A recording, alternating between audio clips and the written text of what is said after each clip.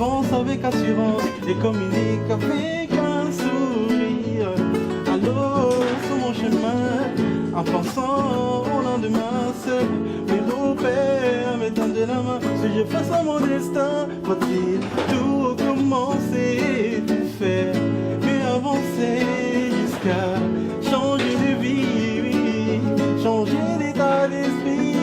En parallèle au suivi individuel, l'équipe pluridisciplinaire de Mentor Escale met également en place un travail collectif avec les jeunes. Même si effectivement l'objectif est que les jeunes puissent voler de leurs propres ailes et devenir des brouillards, on constate que c'est important pour que ça arrive, pour que ça se passe bien, pour favoriser ce processus, qu'il ne suffit pas d'expliquer une série de choses fonctionnelles et de régler des problèmes administratifs spécifiques et des choses comme ça.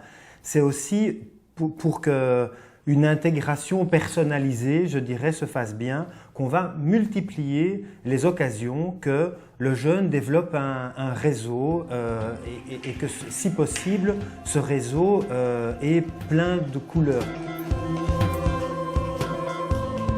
Peut-être des choses vont rappeler sa culture, ses racines, et ça va être des moments de familiarité, comme par exemple ici à l'atelier cuisine qu'on fait le mercredi après-midi, qui est souvent un atelier où en fait où les jeunes nous montrent ce qu'ils savent faire et montrent aux autres jeunes.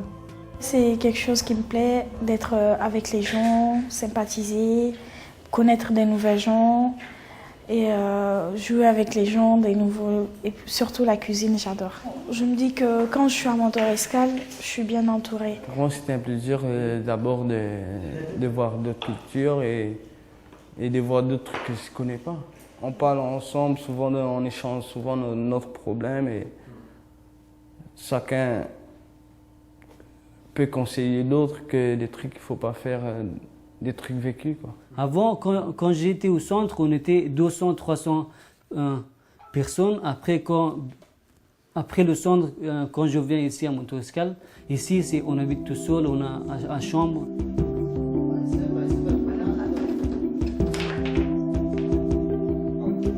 Parfois, nous, on vient ici pour jouer, cuisiner ou des choses comme ça. Parfois, on va à la mer, exemple, au centre. Comme ça.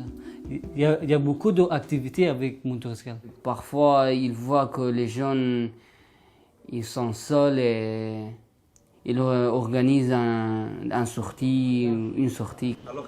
Il y a des autres jeunes, parler avec, ça change de morale.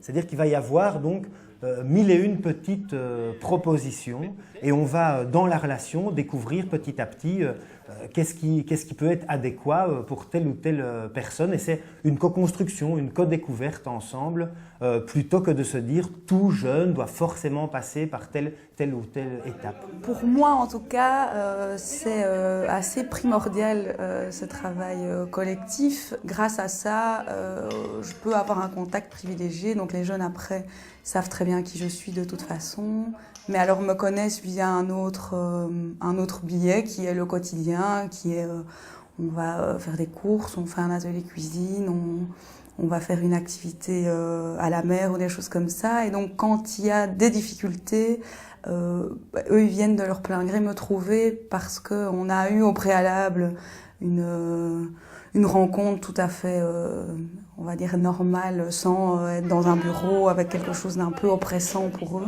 C'est un lieu tout à fait informel où on est là. Les jeunes nous voient tous au quotidien et peuvent nous apprivoiser.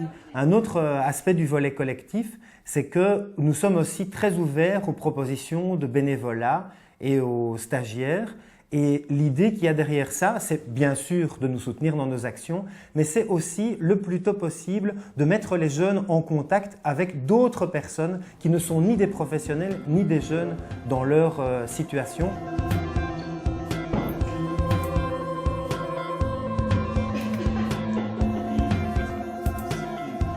Une équipe de bénévoles assure ainsi des permanences pour aider les jeunes dans la recherche de logement, l'apprentissage du français ou encore pour le soutien scolaire.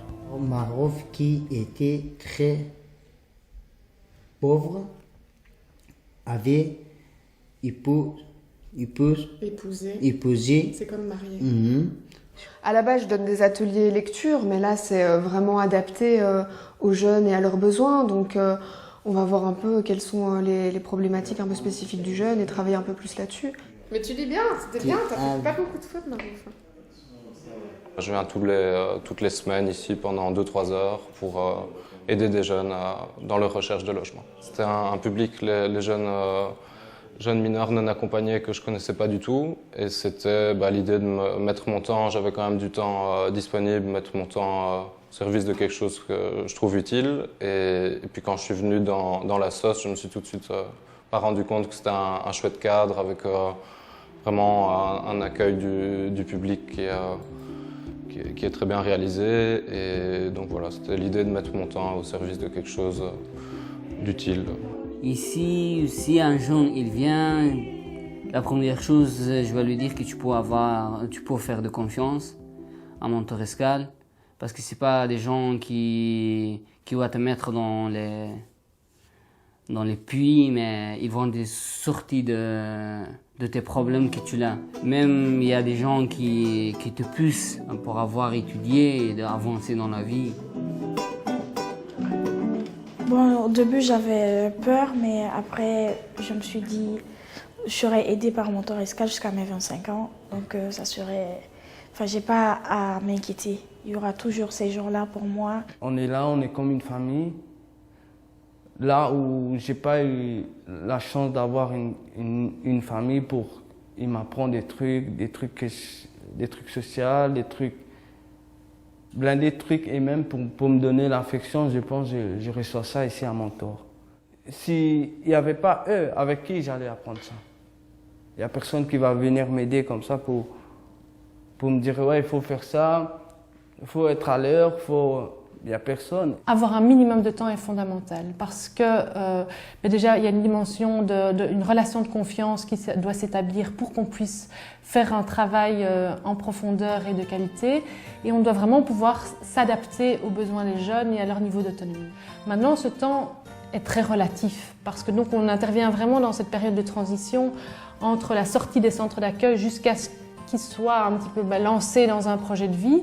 Donc en effet, ça prend quelques mois, voire un an et demi, voire un petit peu plus.